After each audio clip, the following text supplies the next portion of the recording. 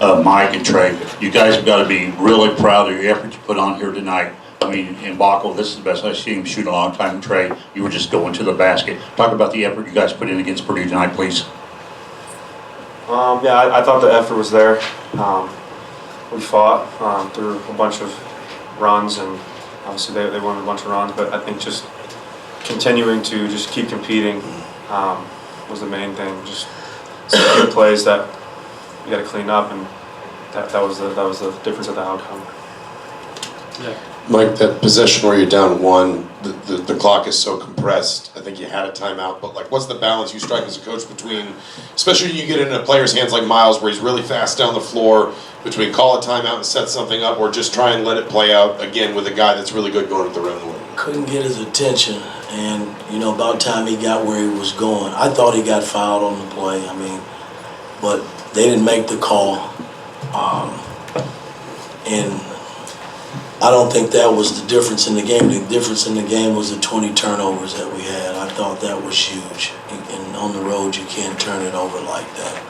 And they made us pay for it. They had 26 points off our turnovers. But for the most part, I thought our guys competed, did a hell of a job. But, it's about winning in this league. Jeff and then Mike. Yeah, Coach.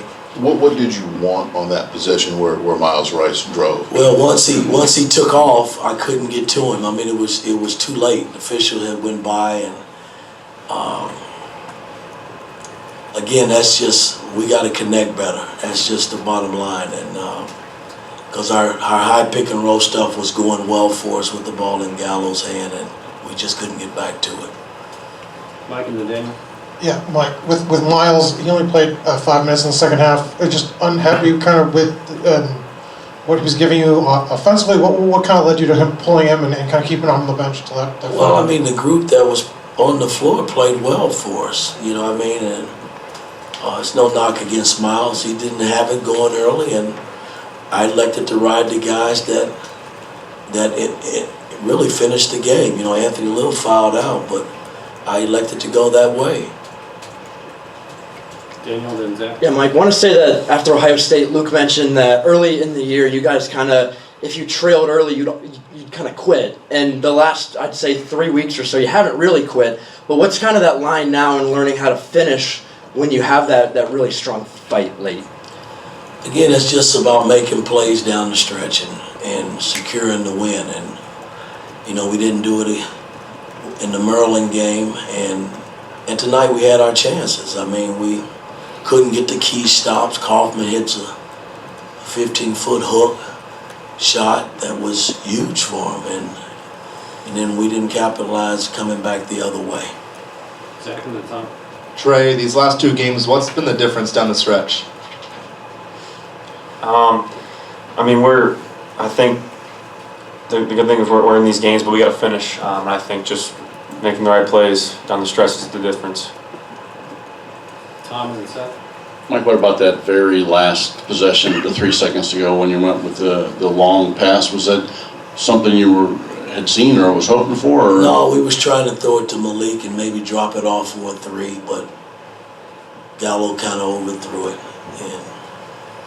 But you can't lead into that one play. I mean, we had numerous plays that we could have made that we didn't make. Seth and what? Trey, just what's the frustration level in letting an opportunity like this get away? It's very frustrating. Because we're right there, and we got to keep fighting. There's a lot of games left, but to know that we're right there and just that close to being able to find ways to win those close games is definitely frustrating for all of us because we want to win the worst way possible. So, but the good thing is we got another great opportunity against Wisconsin. So we just got to look forward to that and learn from this. But it's always challenging to lose games like this. Will, and then we'll wrap us up.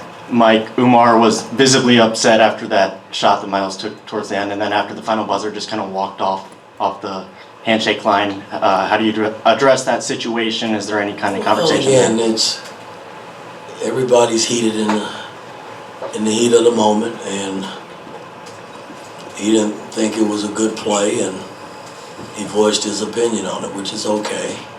You just hope that you can learn from it and build on it and move on. Last question.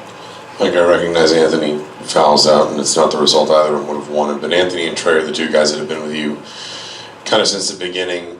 How much of a tone do they set in a game like this? Anthony with his defense, Trey especially with the way he's running the offense in the second half. Just what does maybe the rest of the team learn in an environment like this from experienced guys playing like that? Well, a lot of these guys hadn't played in this kind of atmosphere, and these guys have,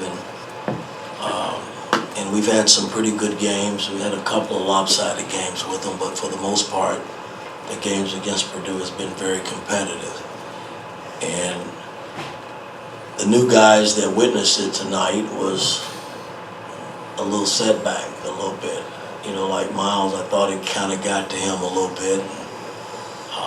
And I got to help Miles because he's a big piece to what we do, and I believe in him, and I'm going to keep pushing him to be better. So that's what that's all about. But I thought the guys that have been in this atmosphere before, like Anthony and Mac, Mac stepped up and played good. He had never won here.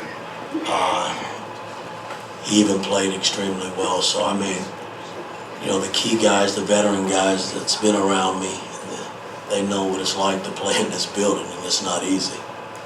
All right, thanks, guys.